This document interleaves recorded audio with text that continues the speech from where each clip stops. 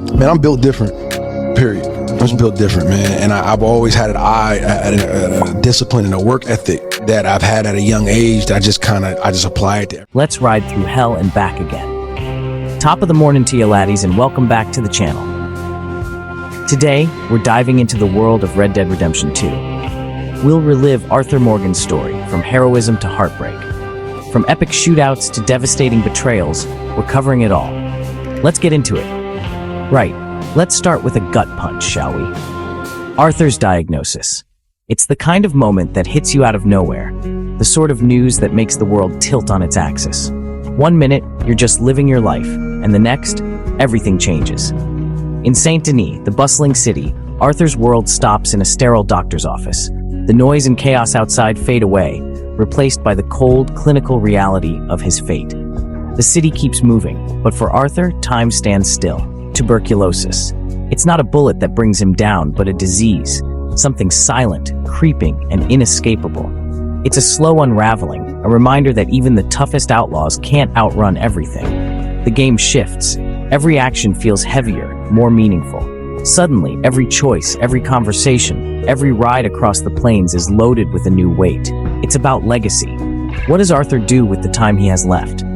He starts to question his past, his future, and what kind of mark he'll leave behind. The narrative becomes a quest for redemption, reframing the cowboy adventure into a profound journey. It's no longer just about survival, but about making things right, finding peace, and seeking forgiveness.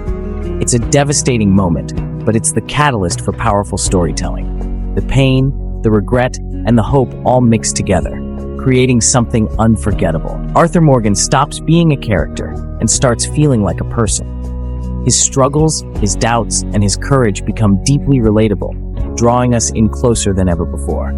It's the moment that changes everything, not just for Arthur, but for us as players.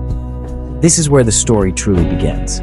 Now let's dive into one of the most unforgettable moments of pure, chaotic action in the game, the legendary raid on Braithwaite Manor. This is where everything comes to a head, and the stakes have never been higher. The gang, united as one, rides through the darkness towards the imposing plantation, their hearts pounding with righteous fury and a sense of purpose. Every hoofbeat echoes their determination and the weight of what's about to unfold. This isn't just about money or revenge. It's about protecting family, standing up for each other, and fighting for what they believe in, no matter the cost. The slow, tense walk up to the manor, the doors being kicked in with force, and then, suddenly, all hell breaks loose in a storm of bullets and chaos. What follows is one of the most cinematic and breathtaking shootouts in the entire game, with gunfire echoing through the grand halls and flames lighting up the night. But when the smoke clears, the aftermath, the raging fire, the utter destruction, serves as a stark reminder of the heavy cost that comes with the gang's violent lifestyle. It's a perfect example of Red Dead's masterful ability to deliver thrilling action while also making us reflect on the true futility and consequences of violence. Oh man, this one hurts. The death of Hosea Matthews. Hosea was the heart of the gang, the conscience. The St. Denis bank heist was meant to be the last big score, but when the Pinkertons drag Hosea out, your heart sinks. The gunshot is abrupt, final. There's no dramatic speech. With Hosea gone, Dutch loses his anchor to reason. The gang descends into chaos and paranoia. Hosea's death signifies the end of the dream. It's a turning point from which there is no return. The St. Denis bank heist is a masterclass in tension and disaster, a moment where everything the gang has built comes crashing down. The city is alive with anticipation, and the stakes have never been higher for Dutch and his crew. The plan seems solid, every detail meticulously arranged. But then the trap springs with brutal efficiency, catching everyone off guard. The Pinkertons are waiting in the shadows, and the escape turns into a frantic, desperate scramble through the chaotic streets. It's a complete failure, a spectacular catastrophe that leaves the gang reeling and the city in chaos. You lose Hosea and Lenny in the chaos, and John is captured by the law. The cost is devastating, both in lives and in spirit. The gang is scattered, trust is shattered, and seeds of betrayal are sown deep within the group.